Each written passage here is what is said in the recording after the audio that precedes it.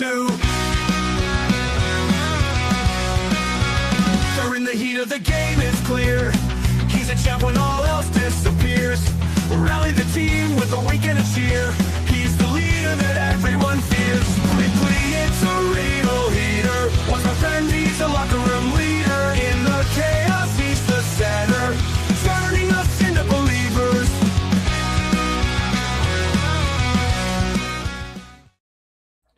Good evening, ladies and gentlemen. It is Sunday night. It is 7 p.m., and that means it is time once again for Turnbuckle Studios to bring you the Locker Room Breakdown. Ladies and gentlemen, I am OM Dynamic, and we have a lot to cover here between Raw, SmackDown, what happened this past week, what is to come this week, as well as a Night of Champions preview and predictions. So let's get right into it. Welcome to the Rasslin Recap. I am OM Dynamic. And ladies and gentlemen, Raw this past week was a steady show. It was a consistent show, but it wasn't a needle-moving Raw. Not for me, at least. If you saw the Raw Patrol and you heard our thoughts after the end of the show, we kicked it off with the highlight, for me at least, of this past Monday.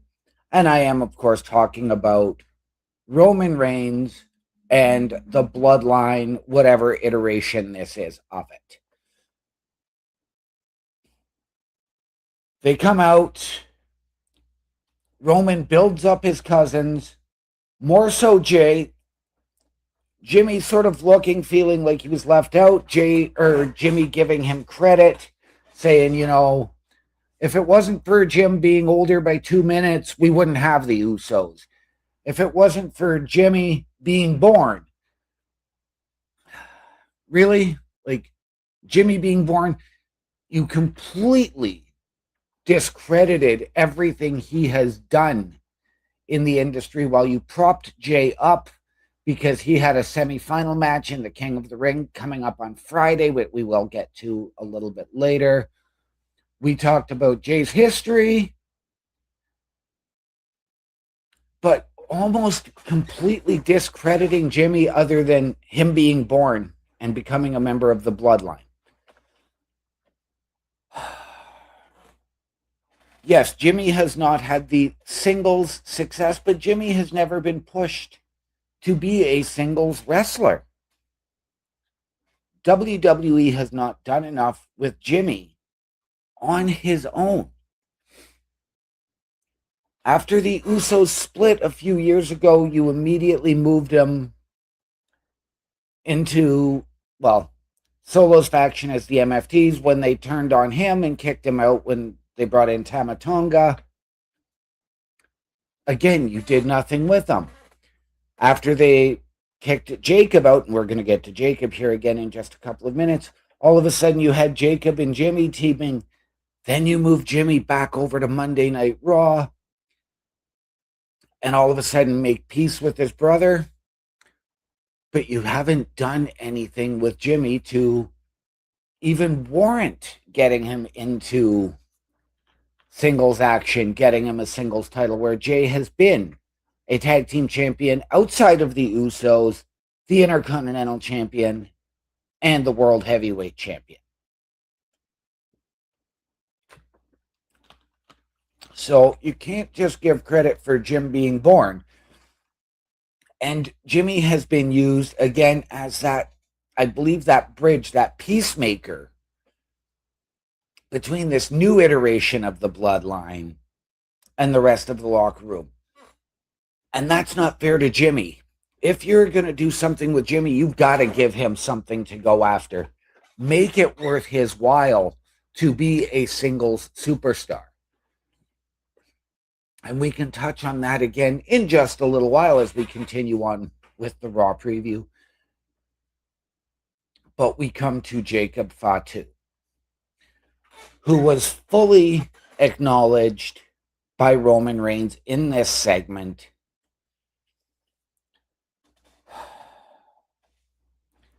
and saying that, you know what, we have to band together because the locker room hates us.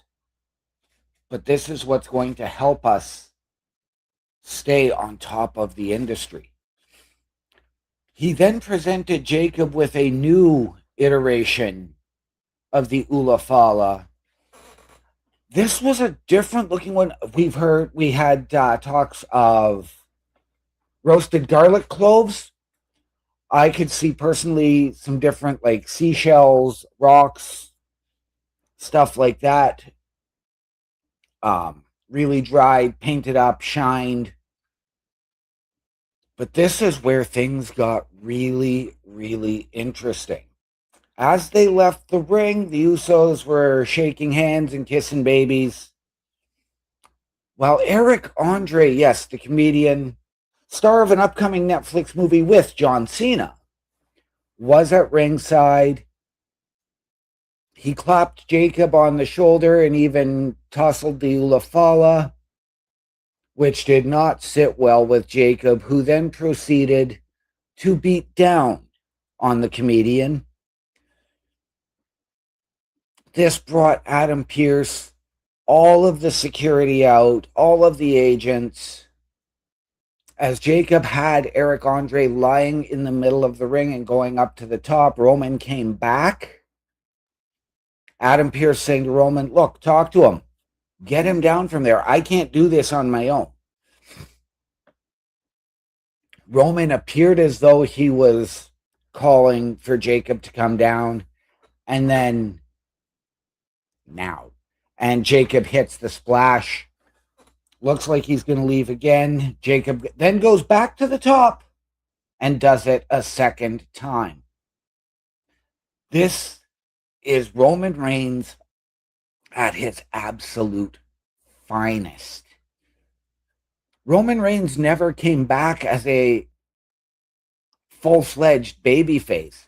Yes, the fans in the WWE Universe cheered him after Paul Heyman left, but he never intended to come back as a full babyface. He has been the same Roman Reigns that we saw with Paul Heyman. This is just Monday Night Raw. This is a new look, a new attitude from our World Heavyweight Champion, but it's an attitude that never left. This is just the world's perception and how it has changed of Roman Reigns. I, for one, absolutely love this. But I'm worried about Jacob again in this situation. When he debuted for Solo Sikoa, he became Solo's enforcer and was stripped of a tag team championship, which he rightfully won, by Solo being told to give it to Tongaloa. Now he's in this bloodline, and with Jay potentially, as we will discuss in the SmackDown portion of the show, moving on in the King of the Ring tournament, is Jacob just becoming that enforcer again? Is he just becoming the new Solo Sikoa, or is he being groomed to be the new right-hand man and the guy that could take that mantle from Roman Reigns? I am actually intrigued to see where this story goes, worried or not. This is going to be very, very interesting as we build to SummerSlam and beyond. But ladies and gentlemen, that segment of Raw, that was the highlight for me. Now, I'm not going to say that the rest was a low light, but it was just steady. I won't say, like I said, it was not a needle mover, but it was a steady, consistent show that told the stories and set up some long-term things. On we go to our first Queen of the Ring semi-final of the week. Io Sky and Raquel Rodriguez. Ladies and gentlemen, I have been saying for the last couple of years, and we saw it when we had the team of Rhea Ripley and Io Sky, that it was time to get them away from that world title scene. Let them go after something else. Let them do something else.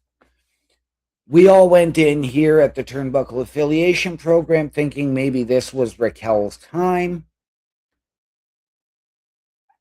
And she dominated the match. Now, again, I'm worried because I've often said that, the Judgment Day needs to stay away from these rivalries because they're consistently facing the same people over and over again. And that means the Rhea Ripleys when she was on Raw, Io Sky, the Baileys, the Lyras, all of that. And it sort of got them stuck in a neutral position. So that's what had me worried with this match.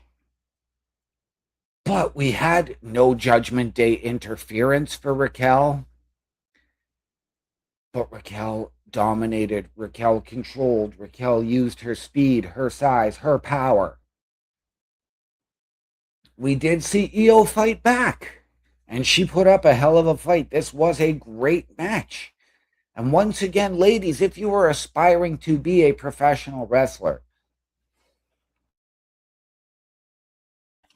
please watch the WWE Women's Division. I don't care what show it is.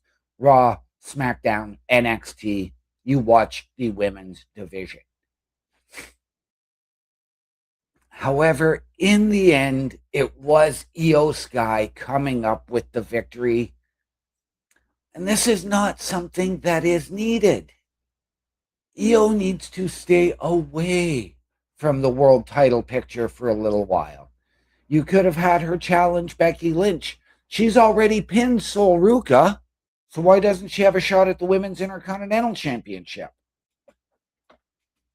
It's a little bit perplexing to me that you can't give somebody who is deserving and worthy of that opportunity in a Raquel Rodriguez,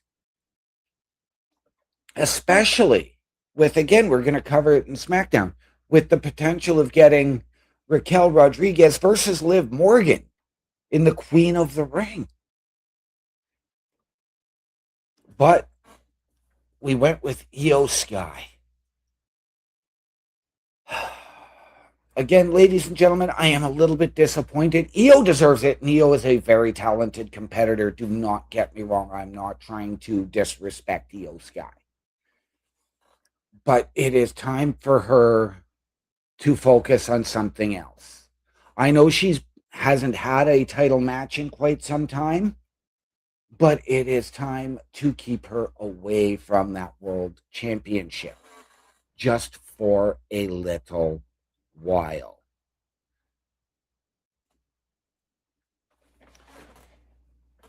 In his first match back on Monday Night Raw, under his actual persona and who he is, we had Chad Gable make his return to active competition for the first time since being El Grande Americano and being unmasked at AAA Noches de las Grandes. And we had him going on one-on-one with the Bulgarian brute, Rusev. And ladies and gentlemen, can Rusev catch a break, please? We need something a lot more stable for Rusev rather than just having him work real enhancement. And good evening to Not Nova. How are you tonight, my dear? Thank you for coming in. We greatly appreciate it. How are you doing tonight? And how did you find the show? This was another great match. I am doing very well. Thank you, Nova. Much appreciated. Just sitting here talking some Raw. We're going to talk some SmackDown in a bit and preview Night of Champions in a little while as well.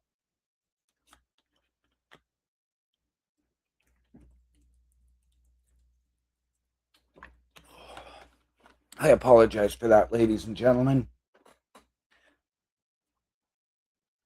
Chad Gable is so underrated as a competitor. We know we've all been huge fans and supporters of his here at Turnbuckle Studios.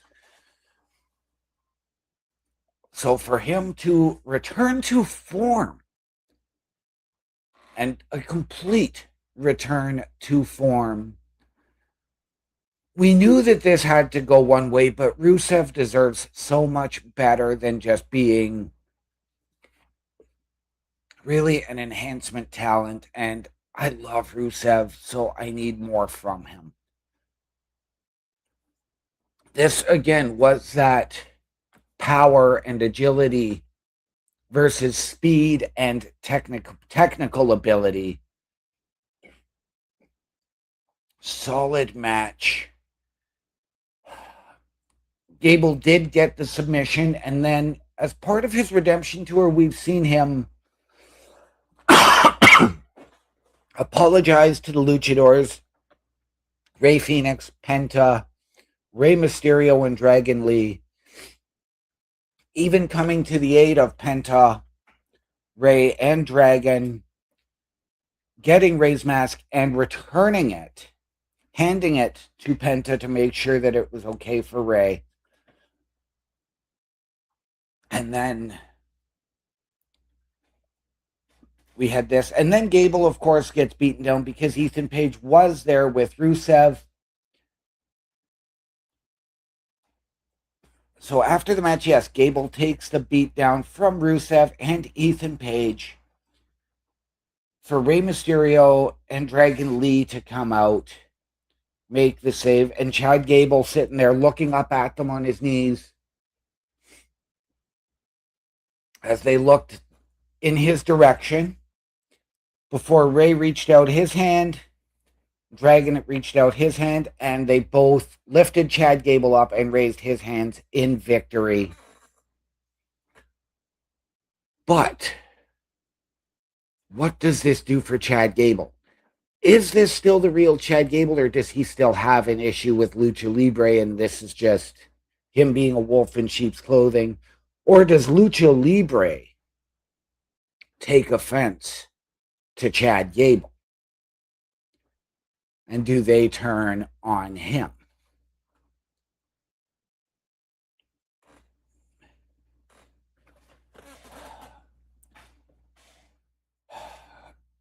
L.A.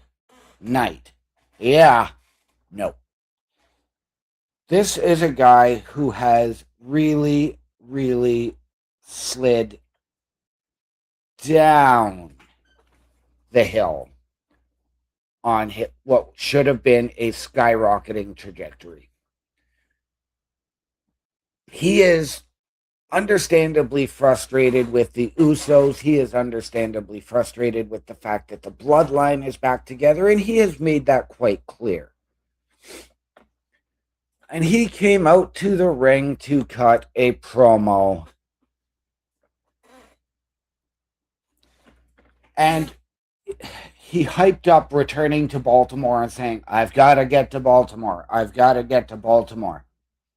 Because we know that L.A. Knight is a Maryland native.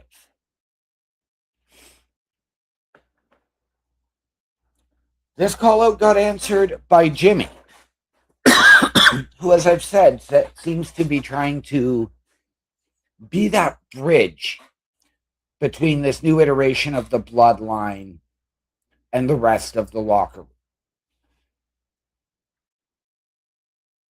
Jimmy needs to be more than a bridge. So Jimmy came out and answered him,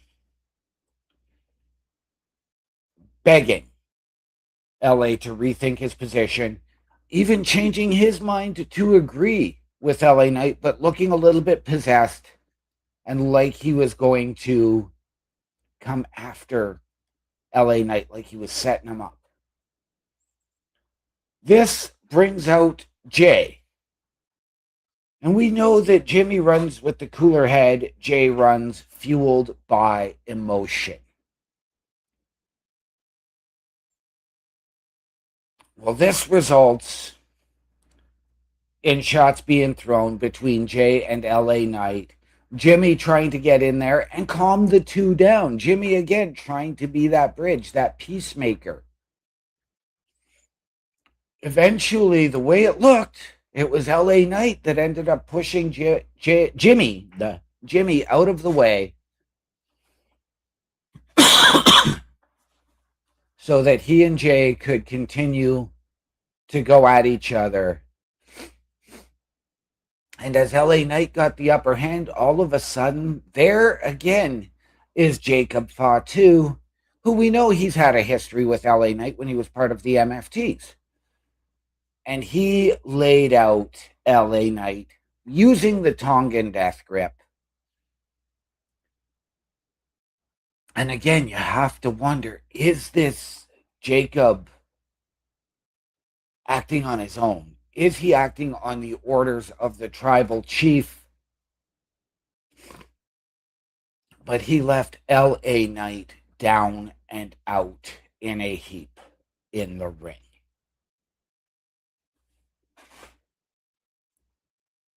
I have to wonder if, again, does this put Jacob in the position of being Roman's new right-hand man? Or is he just taking over as Roman's enforcer? Is he taking over Solo Sikoa's spot? Fatu then looked at his cousins and said, "Your way is ass," and said that he's been doing things the OTC way. I think we are building to something here between the Usos and Jay, but I'm going to get into some of those thoughts a little, or between the Usos and Jacob, and I'm going to get into some of those thoughts a little bit later on because it could very well pertain to Night of Champions.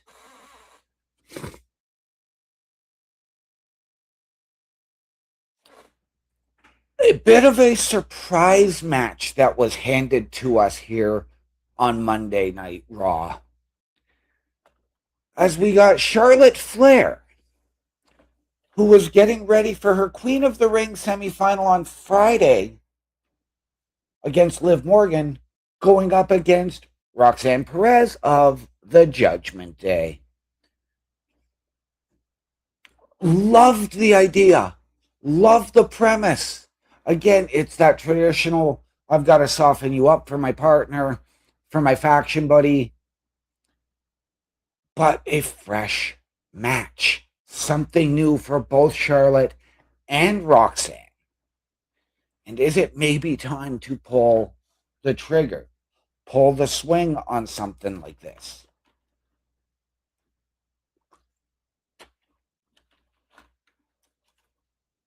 I am very, very intrigued. And you had one of the greatest women's wrestlers of all time in Charlotte Flair going up against a young lady who has studied and learned, and she still absorbs. She is under that learning tree. She's got her original trainer in Booker T. She's got Charlotte Flair to learn from, Liv Morgan, all of the women on that main roster. And I cannot wait to see what is to come for Roxanne Perez, because I've said it before, I will say it again. I do believe she will be a women's world champion, whether on Raw or SmackDown, by the end of the year. But we are now in mid-June. So, ladies and gentlemen, that time does get closer and closer.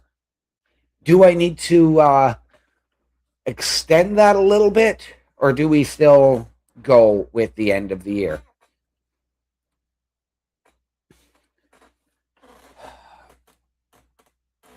Roxanne really, really took it to Charlotte, even injuring Charlotte's hand, and we saw Charlotte struggle in getting the figure eight on because of the weight and putting pressure on that injured hand. And I loved it. In the end, though, it was Charlotte getting the tap out, but again, conspicuous by her absence, Liv Morgan.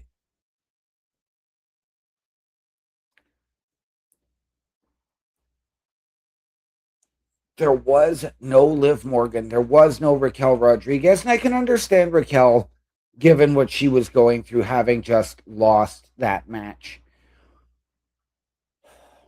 But there is still so much for Raquel and Roxanne to do. But is it time to perhaps have them focus on a Sol Ruca and the Intercontinental Championship?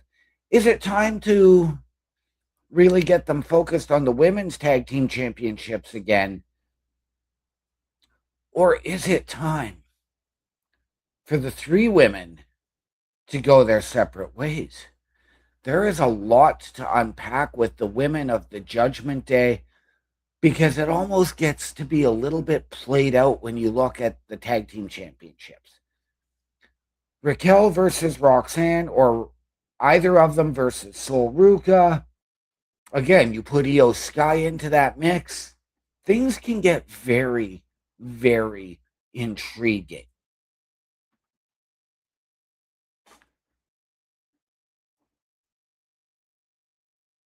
As well, could we get a, Flair and Bliss versus the Judgment Day, pending the outcome of what happens tomorrow? And we will discuss that again here in just a few minutes. Next up, we were getting an interview with VonEvans as he prepared for his King of the Ring semifinal match on Friday against Jey Uso.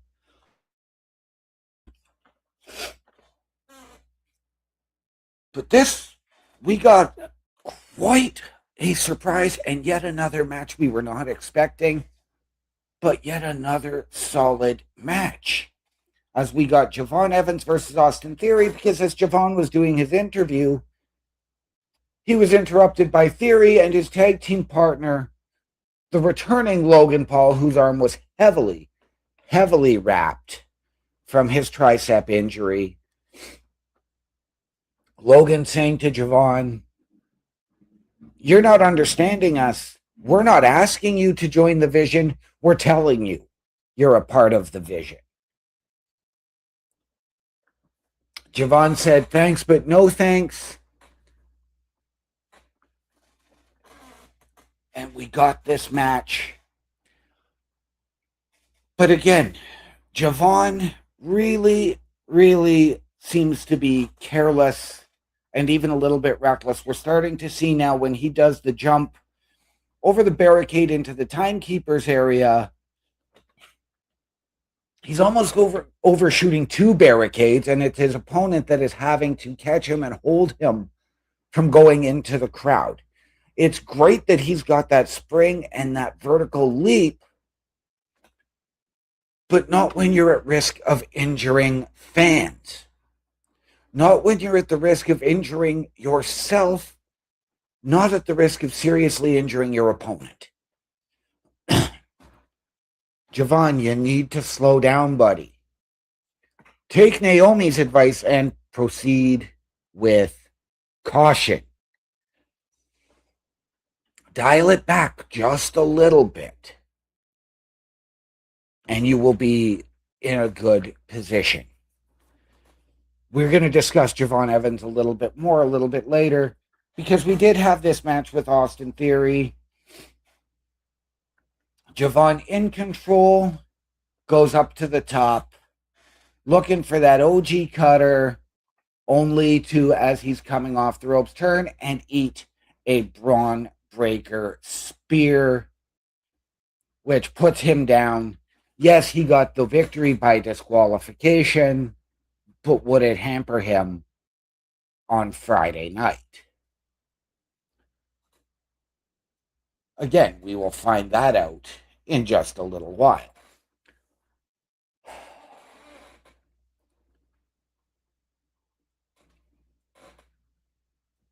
However, it was after this match that we did see Angelo Dawkins coming out to make the save, and he stopped and doing this. Montez Ford doing that. And we got the Angelo Dawkins return. So the Street Profits able to come down, make the save, chase off the Vision. Is this where we go with VonEvans? Is this VonEvans, who was being recruited heavily by Kofi? We saw Javon get upset a few weeks ago and refuse to shake Penta's hand. Is this time for Javon to maybe turn heel? To maybe go and listen to a Paul Heyman about how to slow down, how to really control the match and control yourself. We also got a match made official coming out of this between Seth Rollins and Braun Breaker for Night of Champions inside the steel cage. This is going to be very, very intriguing, and we will cover Night of Champions in just a little bit.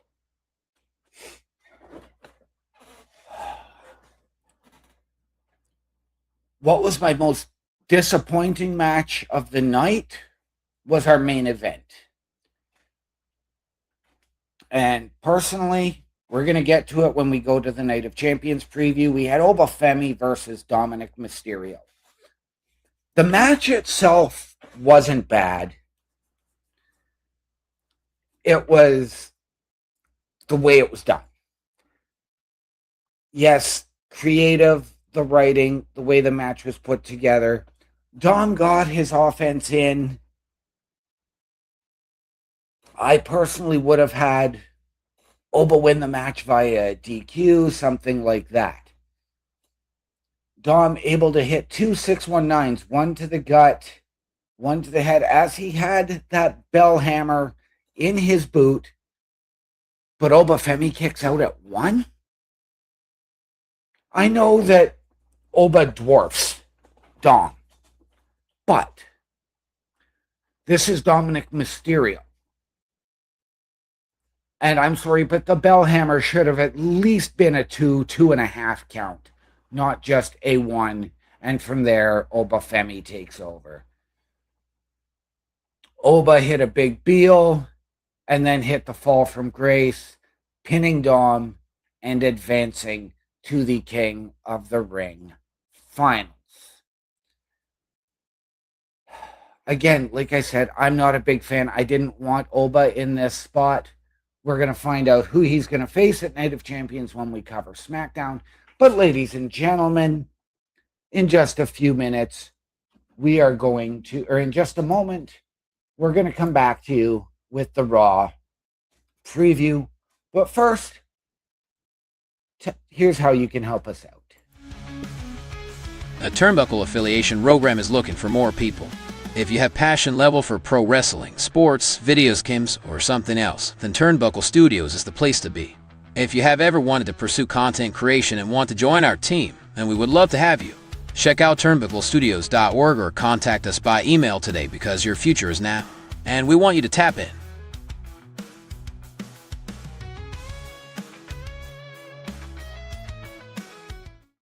And there you have it, ladies and gentlemen. Turnbucklestudios.org is your home for the Turnbuckle Affiliation Program. If you have ever wanted your break in podcasting, content creation, or to help us behind the scenes, hit the join button. Tell us how you can help us in an email.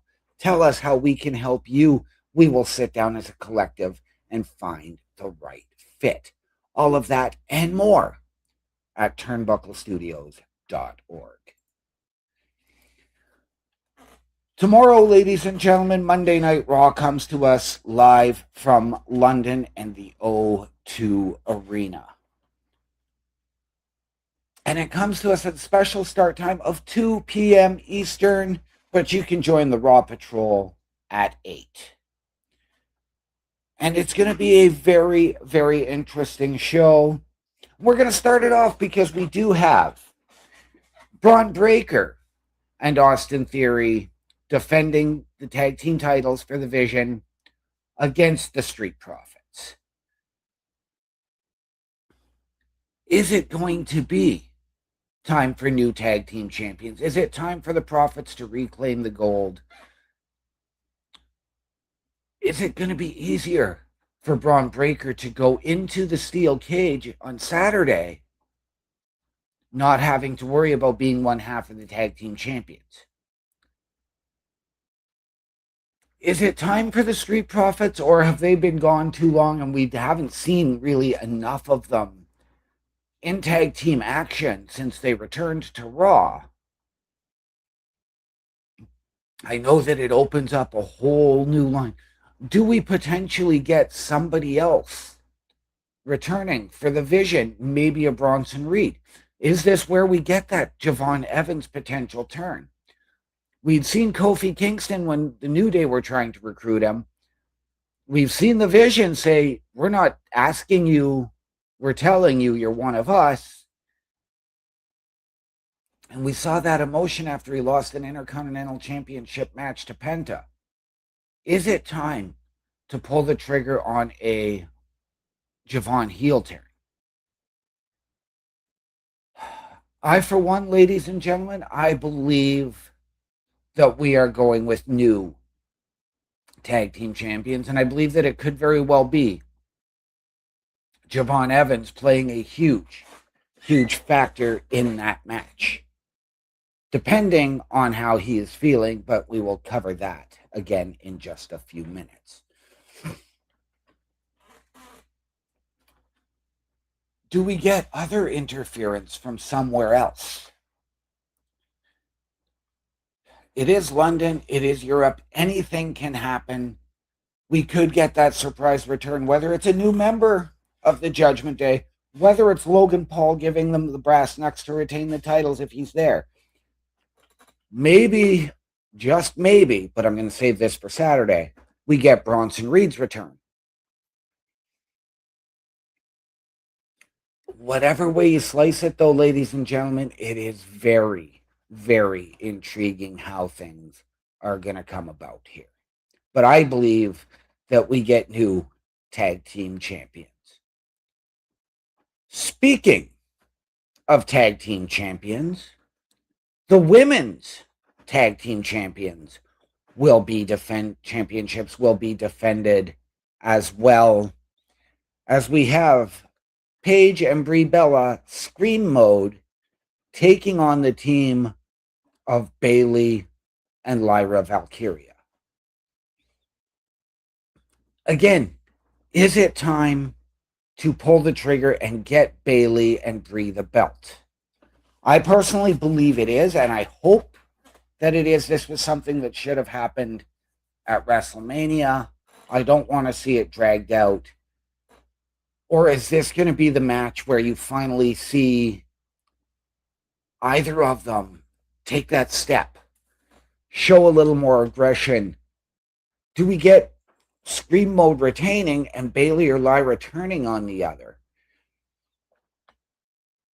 Is it time for the Nostalgia Tour to come to an end?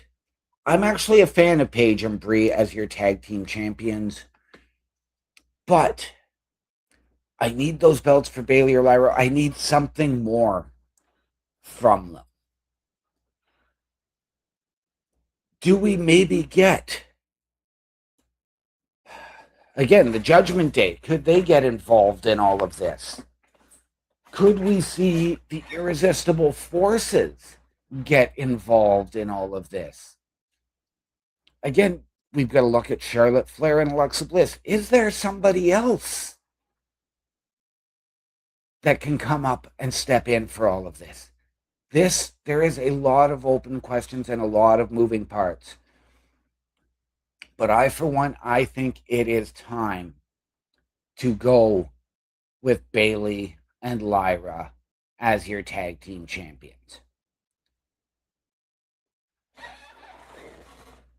We are going to hear from Chad Gable. Is this a continuation of his apology tour?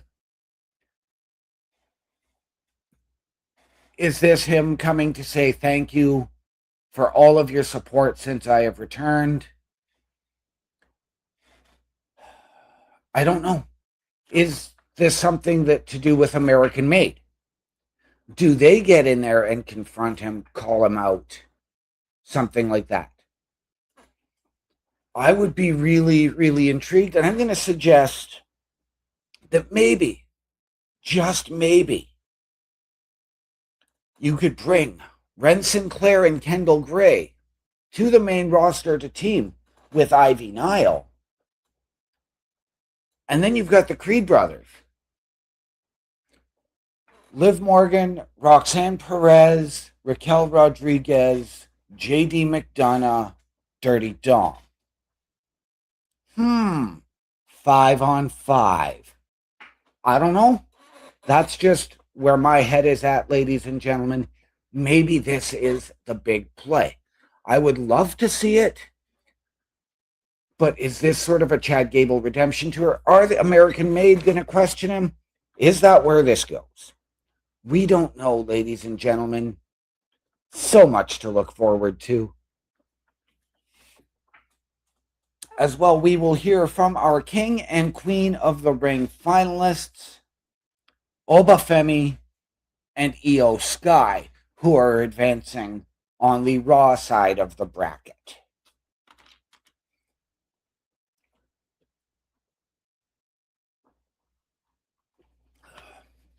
Could we hear from their opposition as well on Raw? Anything is possible because everybody in the King and Queen of the Ring finals are Raw superstars. 2 advanced from Raw, 2 advanced from the other side of the bracket on what we could have called the SmackDown side. But I digress. Do we hear from all 4?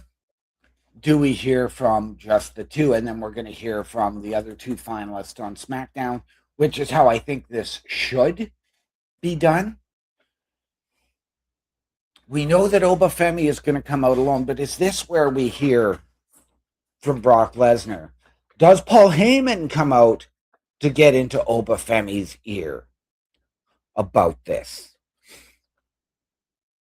Again, a lot of moving factors. I don't agree with Obafemi being in the King of the Ring finals. And again, we're going to touch on his opponent in just a little while. Liv Morgan, does she come out with Raquel and Roxanne, or does she come out on her own? Time will tell, ladies and gentlemen. You can stay tuned to the Raw Patrol Monday night, 8 p.m. Eastern, right here on Turnbuckle Studios. And lastly, we also have Dragon Lee and Ethan Page. This coming off the heels of Chad Gable versus Rusev last week. And I understand why. But again, this is Chad Gable's battle. This isn't Dragon Lee's fight. This isn't Rey Mysterio's fight. This isn't Penta's fight. We do know that all of these men are going to be in and around the Intercontinental Championship picture for the next little while. But this one here, ladies and gentlemen, give me Ethan Page. Again, I'm fully expecting shenanigans, and I think this is what's going to come out of Chad Gable speaking. I don't know if he could potentially even call out the luchadors to thank them and again apologize publicly for everything. Ladies and gentlemen, we will be right back with our SmackDown review and preview. But first, please check out all of our weekly programming. Turnbuckle Studios and the Turnbuckle Affiliation Program bring you the week of streams. All times are in Eastern Time. Monday night we are on call as the Raw Patrol is on duty at 8 p.m. Tuesday brings you the flagship show, Turnbuckle Talk, at 8:05 p.m. Wednesday we play games with the PlayStation Showcase at 8 p.m. Thursdays let us power your dreams with the Xbox Showcase at 9 p.m. Friday we invite you to come for a ride with the SmackDown Security Detail at 8 p.m. The weekend brings you Saturday Night Gaming at 8 p.m. On Sunday, be sure to catch the Chris Parrish podcast at 12:15 p.m. And later in the day, the Locker Room presents Rasslin Recap Delivers at 7 p.m. Always be aware that weekend shows can vary in times, as the PLE Patrol and other watch party streams are always a must-see. Be part of the shows and join the chat every day and watch all of the latest episodes on turnbucklestudios.org/shows. And please do not forget to drop a like, follow, and to subscribe to all of our channels, and when the time is right, all you have to do is tap in. Once again, ladies and gentlemen, turnbucklestudios.org is your home for the Turnbuckle Affiliation Program. And there is something for you here each and every night of the week. We want you to meet the team behind those shows under the host section. Click on each of our individual links to get our socials so you can interact with us on the webs and watch our latest weekly live episodic programming. All of that and more at turnbucklestudios.org. On to SmackDown. And for as good and consistent a show as Raw was, SmackDown was just that much better.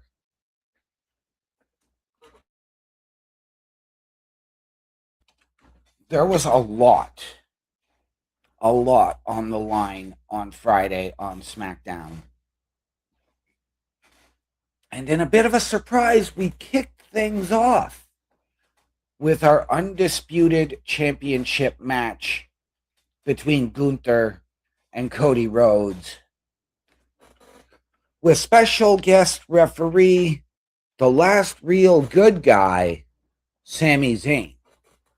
A guy who is conflicted and a guy who has history with both men. We've seen what's been happening with Sami and Cody of late. So where would this go? And I know I had Gunther picked to retain,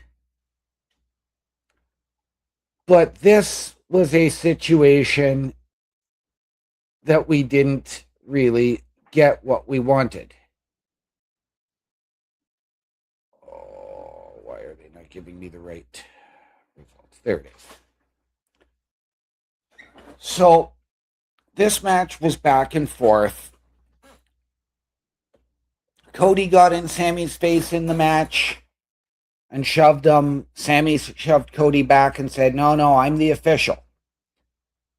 Gunther did the same thing and slapped Sami. Sami slapped Gunther. We even had a point where Cody had gone for a sunset flip. Gunther was holding the ropes. Sami kicked Gunther's arms out and did a fast count, costing Gunther the title, which then absolutely exploded. Cody did not want the victory that way. Gunther stormed to the back. Sami went to the back. Cody then went to the back. And as Gunther started throwing Sami around, Cody stormed back out to the ring and said, no, we're not doing it this way. Let's get this match restarted with a proper official. Gunther went storming back out. A proper official came out. They restarted the match, which was then interrupted by Sami Zayn, who then went in and hit a haluva kick on Gunther, causing a disqualification. And once again, really, really ticking off both Cody Rhodes and Gunther. I know Sami is conflicted. This isn't helping his case. So, not the result we wanted. We really didn't get that definitive winner. This was sort of the third match between Cody and Gunther, and like I said, no definitive winner. You can't give it either one of them the one up.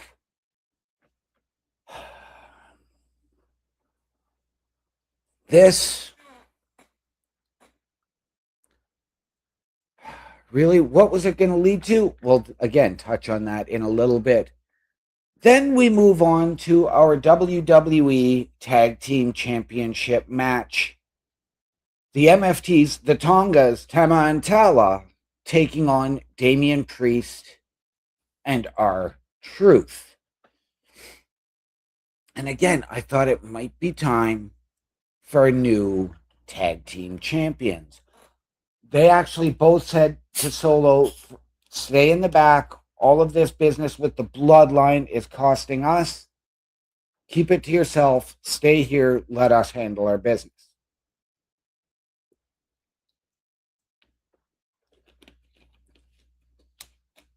Again, a solid back and forth, heavy hitting matchup. Royce Keys, who has had issues with the MFTs, as well as Damian Priest, we wondered if he was going to get involved.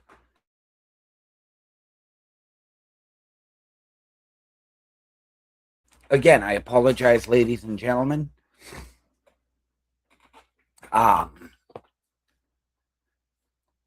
Priest and Tonga can go, and I would like to see a long-term rivalry play out, but I'm going to touch on Damian Priest again here in just a few minutes, because we did get a distraction from Solo Sikoa,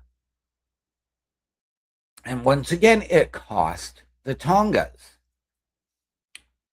as it was Priest who was able to pick up the pinfall to retain the tag team championships. But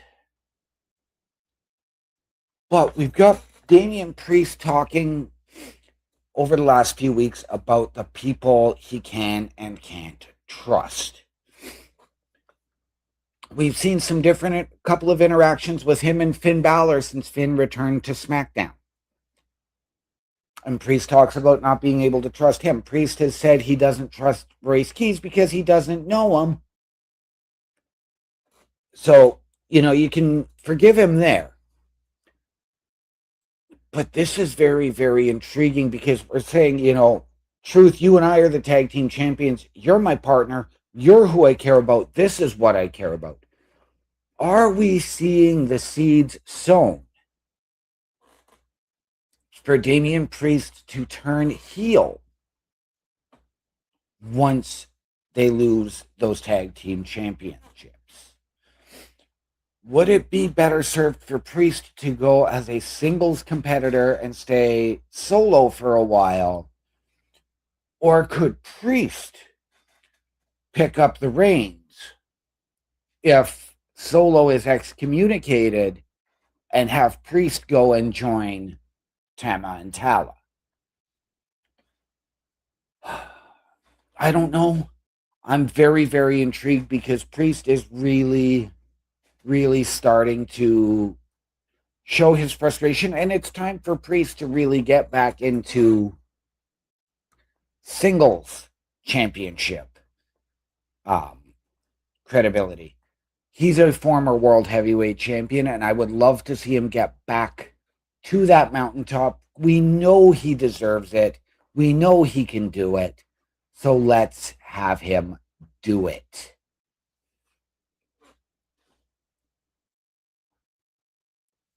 We also got another video package from Blake Monroe, who this time targeted Julia, but again, coming soon. No, it's time. We've already had Blake Monroe on SmackDown with an interaction with Chelsea Green, and then coming soon. It's time to get Blake Monroe onto SmackDown, ladies and gentlemen, and hopefully we will see that this weekend. We spoke of a lot on the line, and we've talked about our 2 title matches.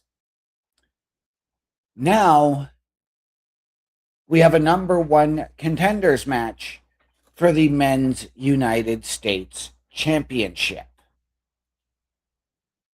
as Carmelo Hayes and Ricky Saints went one-on-one with the winner to face Trick Williams this coming Saturday at Night of Champions.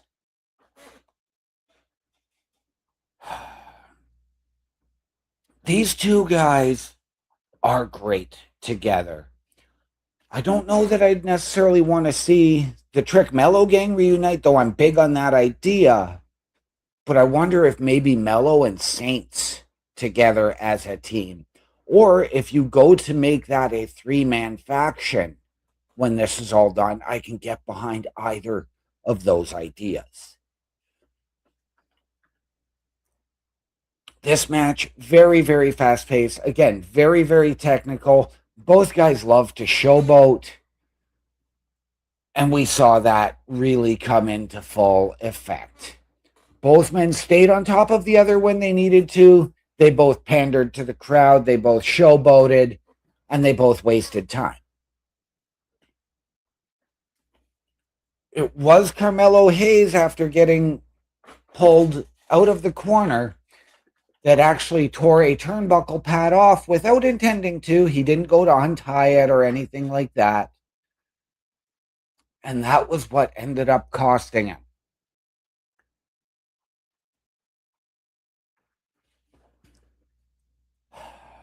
As Ricky Saints picked up the win, we were almost wondering if this was the way to go to get to a triple threat match, which is where I thought we were going to go. But we will cover a triple threat match coming up here in just a little while. But yes, Ricky Saints won. Ricky Saints is your number one contender to challenge Trick Williams. And we're going to cover that when I do the Night of Champions preview and predictions in just a little while. I would have, like I said, I would have loved to see Carmelo pick up the victory here. I'm not a big fan of them hot-shotting and rocketing people, and I know they did that with Trick Williams, and I don't want to see that happen with Ricky Saints, because I love Trick, but his Little Yachty sideshow character, the WWE's version of a sitcom dad, Little Yachty, just doesn't do it for me, and I need him out of there.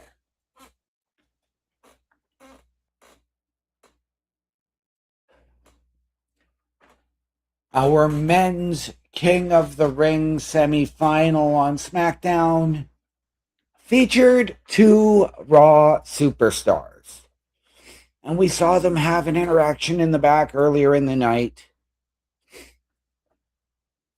As the bouncy one, VonEvans, probably still smarting from taking that spear to the ribs on Monday from Braun Breaker, went one-on-one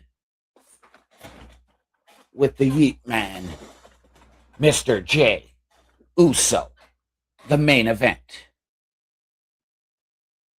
Ladies and gentlemen, this was a fantastic, fantastic match. We got more from both men than I expected. But again, Javon, you need to slow down, because for the second time this week, he cleared the timekeeper's area, and this time he actually did go a little bit into the crowd before Jey was able to reel him in and pull him back in to the timekeeper's area.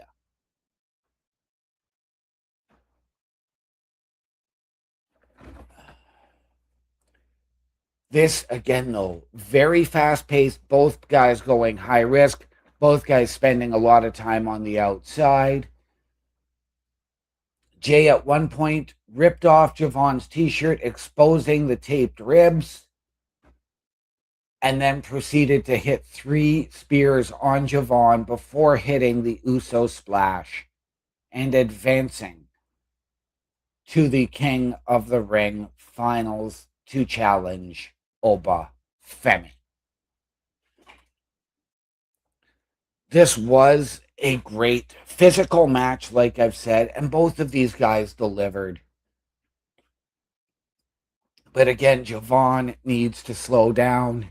Jey needs to be able to compete on his own. This was a great showcase because Jey didn't have Roman. He didn't have Jacob. He didn't have Jimmy at ringside. Jacob was in the building again to talk to Solo. but saying he was there to make sure nobody interfered in Jay's match. Which, to his credit, we didn't get any bloodline involvement. Jay did it on his own, and Jay is off to the King of the Ring finals.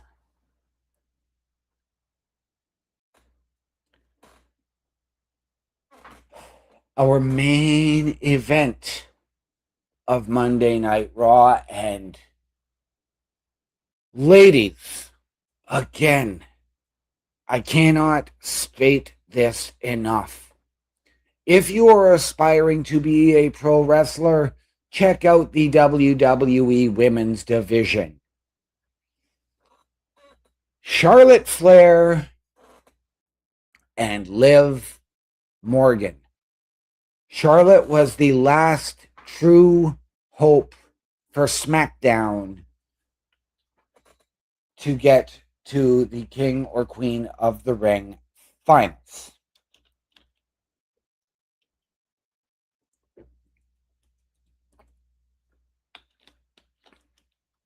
But the action for this started as Charlotte was on her way to the ring when she came face to face with Jade Cargill, B-Fab, and Michin, who looked as though they were just going to walk past and let Charlotte go to the ring. But they turned around and they hit her with a chop block and proceeded to lay her out before she could even make her way out to the ring. Liv Morgan then made her way out as we had Nick Aldis, medical personnel, and Alexa Bliss tending to Charlotte in the back. Everybody, including Alexa Bliss, saying, Charlotte, no, you can't go. Charlotte saying, screw you, I have to do this. I have to compete. Was there a person in place to fill that role for Charlotte if need be? I don't believe so. I think if you would have had to do it, we know that Adam Pearce had told Maxine, if a spot opens up, you're the first one in. But we don't know if Maxine was there. You could have put Alexa Bliss into that spot. What I honestly would have done, but again, Liv came out by herself. There was no Roxanne, no Raquel. Maybe you could have thrown one of them in there for them to have that opportunity to advance Liv. And then you've got Roxanne or Raquel saying, we're the ones that got you to the finals. Maybe we deserve that title match.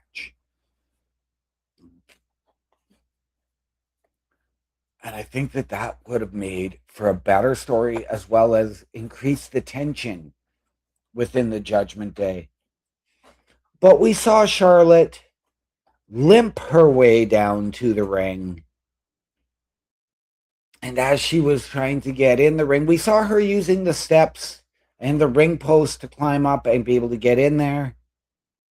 And as she, even before she could get through the ropes, Liv hits that chop block, and Liv continued and continued to target that leg and that knee. And it was the knee that Charlotte had in the brace, the one that she's injured numerous times before. But we saw Charlotte persevere, even hitting her crossbody off the top rope, fighting, struggling to lock in the figure eight because of the pressure on the knee. We saw these two women fighting outside, and Liv going to a half crab. In fact, I'm going to actually call this one for Liv, just because of where she's from. I'm going to call this the Jersey Turnpike crab. That's right. As she really, really torqued back and was reaching and had both her hands locked to force Charlotte Flair to submit. And we have Liv Morgan going to our Queen of the Ring finals. So, our King and Queen of the Ring finals are set. It is Liv Morgan and Io Sky, which now means if Io wins, she can challenge Liv at SummerSlam, and we're going to get that match 2 PLEs in a row. We've got Jey Uso and Oba Femi, and lots of factors in here at play. We're going to get to that in just a little while. We also saw Gunther lay blame on Nick Aldis after everything went down, saying, I deserve another match. You're the one who okayed Sami Zayn when I picked him. This is your fault. It's your fault that I'm not the champion. Now, it's your fault that I haven't won the title. And Nick Aldis says, okay, Nick Aldis had a confrontation with Sami Zayn, who basically said the same thing, and we were given a triple threat match between Gunther, Cody, and Sami at Night of Champions. So now we have a steel cage match. We have our King and Queen of the Ring finals. We have a men's U.S. Championship match. We had also seen earlier in the night Jade Cargill issue a challenge to Tiffany Stratton, who she took out the previous week, and we had Tiffany Stratton accept. So a steel cage match, King and Queen of the Ring finals, 2 U.S. Championship matches, and a world title match for Night of Champions. Ladies and gentlemen, I'm going to be right back here in just a moment with our SmackDown preview for this coming week. And then we're going to delve into Night of Champions because there were a lot of moving parts. But what doesn't require a lot of moving parts is our shop. The Turnbuckle Studios store is open for you 24 hours a day, 7 days a week. Get the merch and represent the best from the shows you watch on a weekly basis. Multiple styles to choose from with over 10 products available. Don't get left out and pick up all your favorites today. Find us at turnbucklestudios.org. And once again, ladies and gentlemen, turnbucklestudios.org is your home for the Turnbuckle Affiliation Program. And we encourage you to visit our shop, which is 100% powered by redbubble.com. And it is 100% safe and secure. Support your favorite shows and your favorite podcasters. Wear what we wear. All of the proceeds come back into our studios to bring you a better experience. And when you make a purchase, again, tag us on the socials. Send us a picture, send us an email, show us, and we will give you a shout out live on air during one or more of our weekly programming.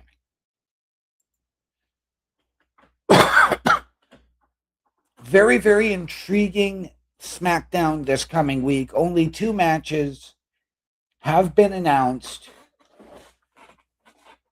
but it's going to be very, very interesting as we get the woman born in the UK, Julia, going one-on-one with her former friend and ally, Kiana James.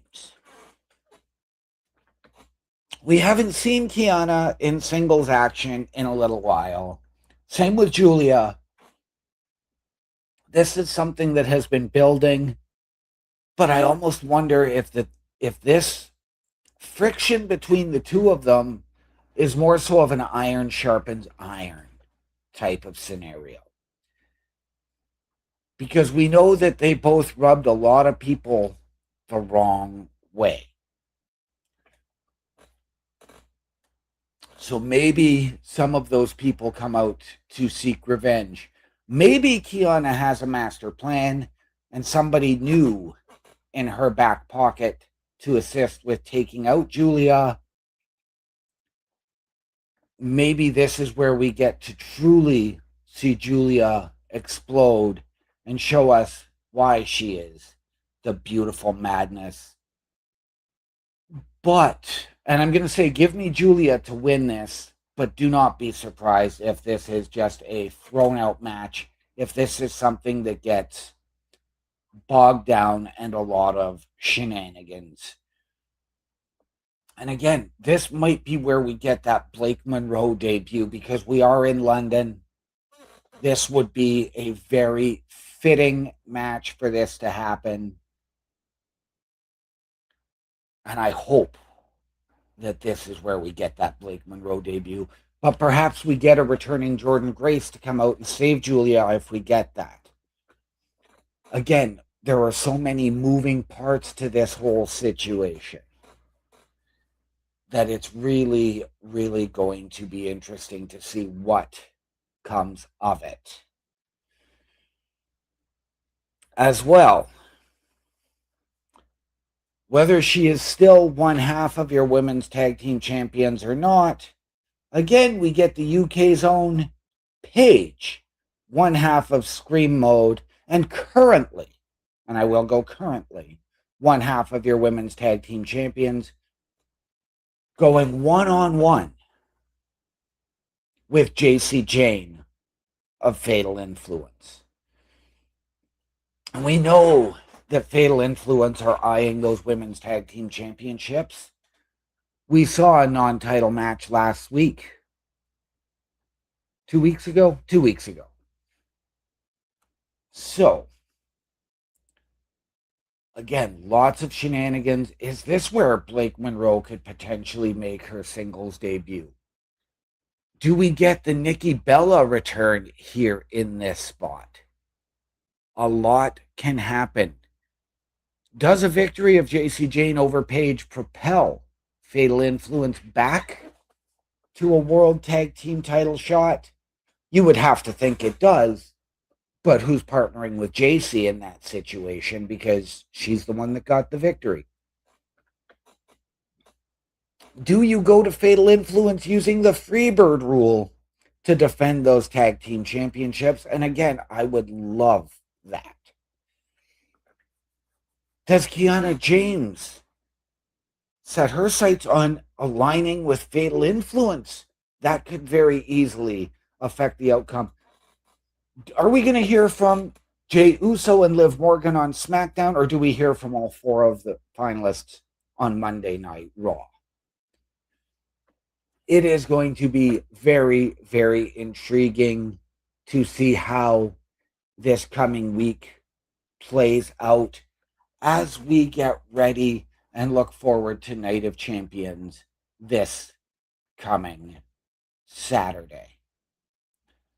Ladies and gentlemen, one more commercial break. I'm going to give you all 3 ads here once again, and then we're going to preview Night of Champions. A Turnbuckle affiliation program is looking for more people. If you have passion level for pro wrestling, sports, videos games, or something else, then Turnbuckle Studios is the place to be. If you have ever wanted to pursue content creation and want to join our team, then we would love to have you. Check out turnbucklestudios.org or contact us by email today, because your future is now, and we want you to tap in.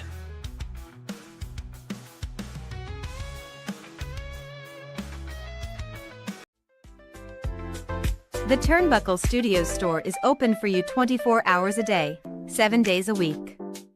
Get the merch and represent the best from the shows you watch on a weekly basis. Multiple styles to choose from with over 10 products available. Don't get left out and pick up all your favorites today. Find us at turnbucklestudios.org. Turnbuckle Studios and the Turnbuckle Affiliation Program bring you the week of streams. All times are in Eastern Time. Monday night we are on call as the Raw Patrol is on duty at 8 p.m. Tuesday brings you the flagship show, Turnbuckle Talk, at 8:05 p.m. Wednesday, we play games with the PlayStation Showcase at 8 p.m. Thursdays, let us power your dreams with the Xbox Showcase at 9 p.m. Friday, we invite you to come for a ride with the SmackDown Security Detail at 8 p.m. The weekend brings you Saturday Night Gaming at 8 p.m. On Sunday, be sure to catch the Chris Parrish podcast at 12:15 p.m. And later in the day, the Locker Room presents Rasslin Recap Delivers at 7 p.m. Always be aware that weekend shows can vary in times, as the PLE Patrol and other watch party streams are always a must-see. Be part of the shows and join the chat every day, and watch all of the latest episodes on turnbucklestudios.org/shows. And please do not forget to drop a like, follow, and to subscribe to all of our channels, and when the time is right, all you have to do is tap in.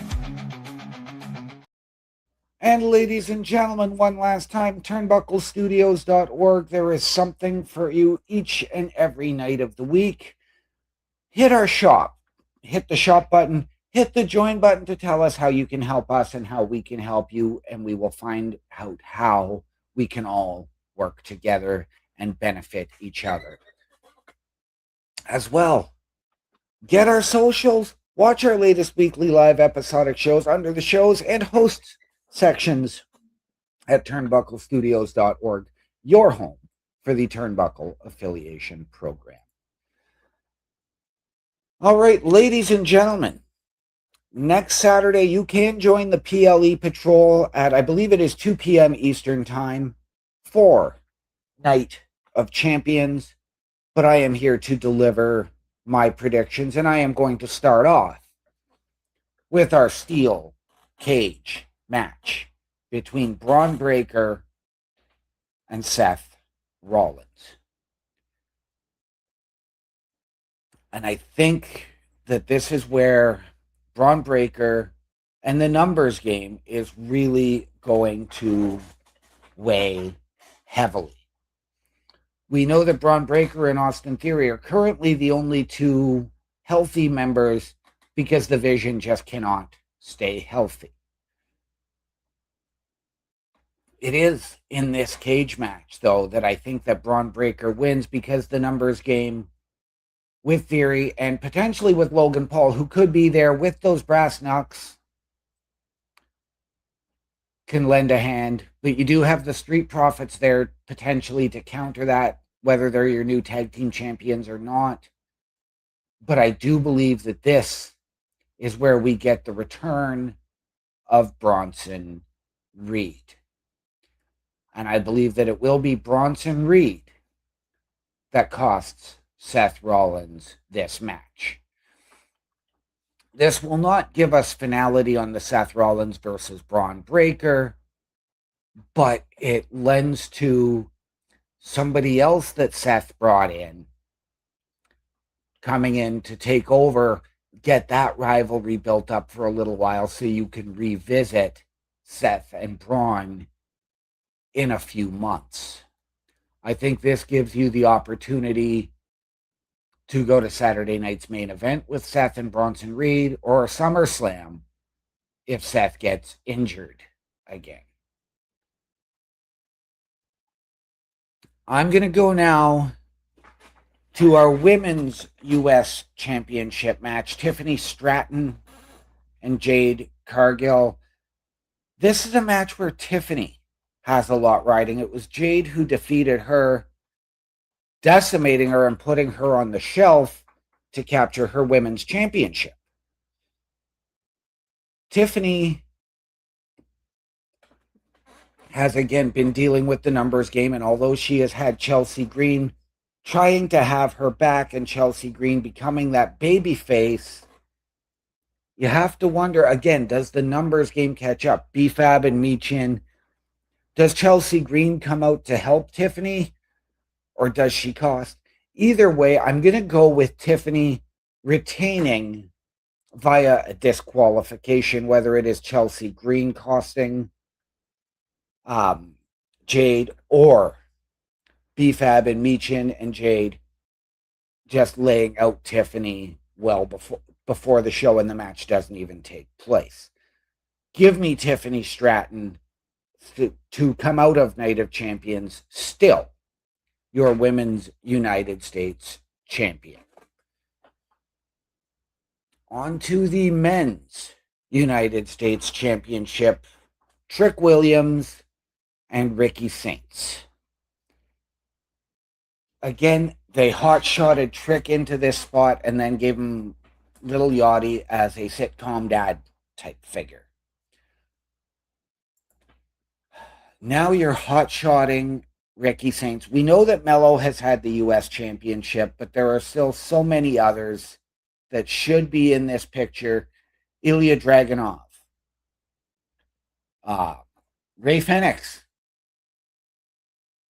You've got Fraxium, who could be competing if they weren't caught up. Johnny Gargano, if you could actually get him off of his cart and looking docile. There is so much that you can do with that U.S. Championship. And I'm not a big fan of the hot-shotting. I am taking Trick Williams to retain. But do we go to that full-blown babyface turn for Trick? Or do we go back to having Trick as a heel and you, again, do that double turn?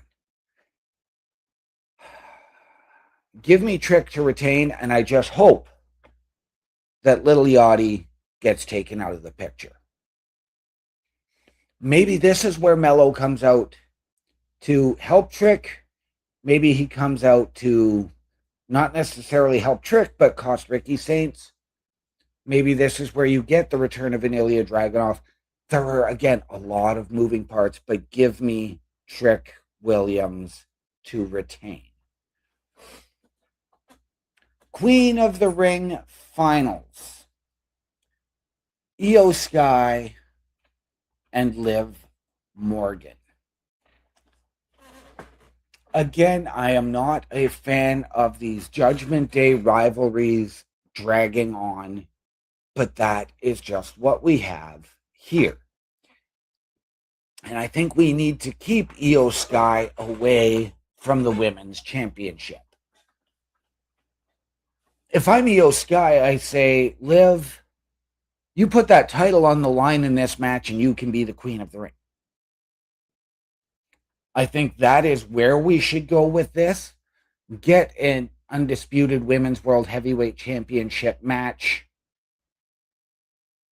And then you have Liv truly solidify herself. She is a Money in the Bank winner. She is a Royal Rumble winner. She has won the Crown Jewel. Now you put the Queen of the Ring on Liv, and she has done it all. She's been a tag team champion. She is your world heavyweight champion. This just solidifies Liv Morgan. I don't need Io in and around the title picture. I don't need Io challenging Liv again at SummerSlam for the title. I don't need Io jumping ship to SmackDown to challenge Rhea.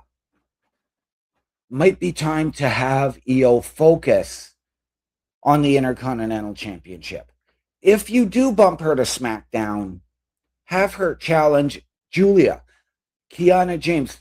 SmackDown does open up a lot of new opportunities for Io, but again, Tiffany Stratton, Jade Cargill, and that Women's United States Championship. Give me Liv Morgan to come out of there. Does she get the help from the Judgment Day, from Raquel or Roxanne, or do either one of them cost her that match?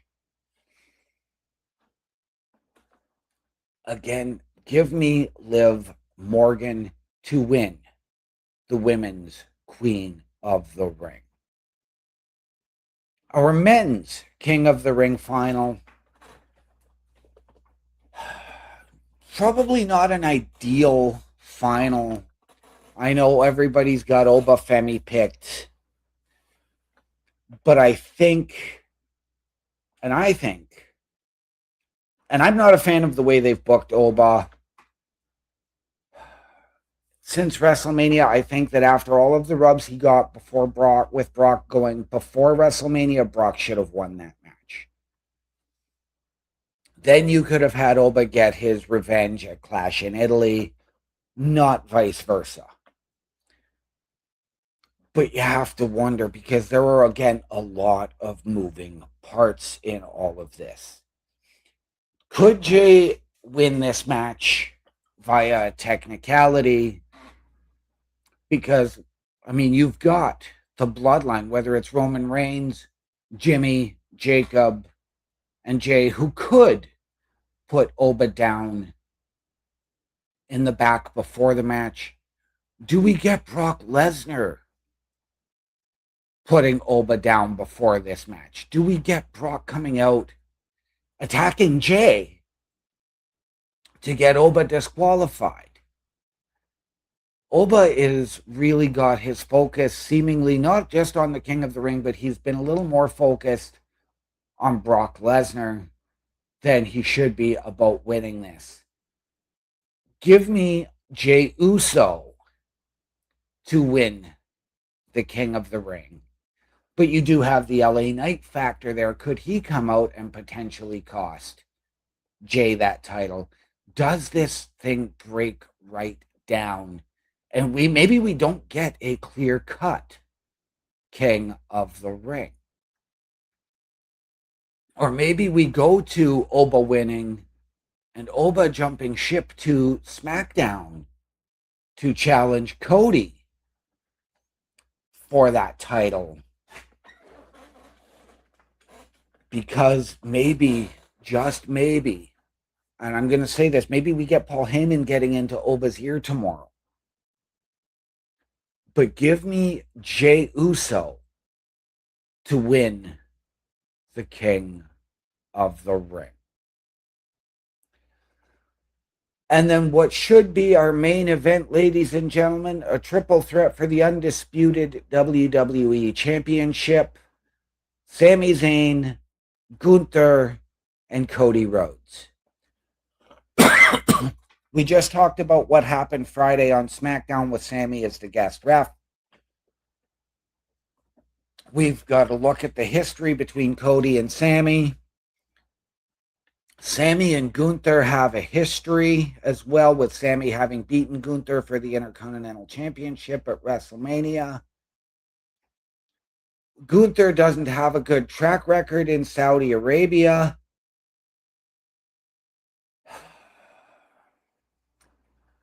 But I think it's time. And maybe this is why you have Oba win the King of the Ring. But this again lends to Jay. Give me Gunther to come out of there and get that championship, because it is time for that belt to come off of Cody for a little while. Put him back in the chase. Let him have his thing with Sami for a bit, and whoever else could potentially get involved. Give me your winner and new undisputed champion, Gunther. And maybe, just maybe, that builds to Sami and Gunther again at WrestleMania for that undisputed WWE Championship in Riyadh.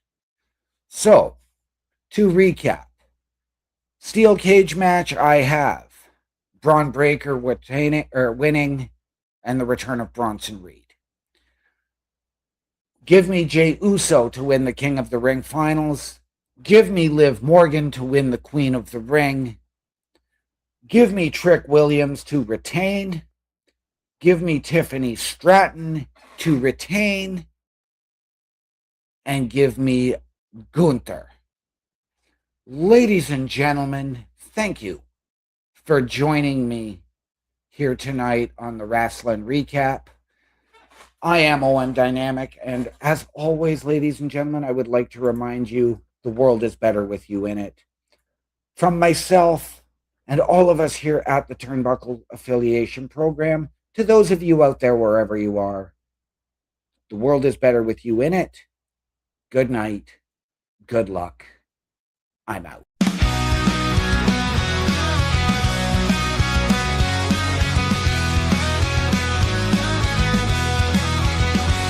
In the locker room, a guy you'll find loves bad hockey, teams can't deny. His best friend is just a hand so true, loyal until his friend goes number 2. too.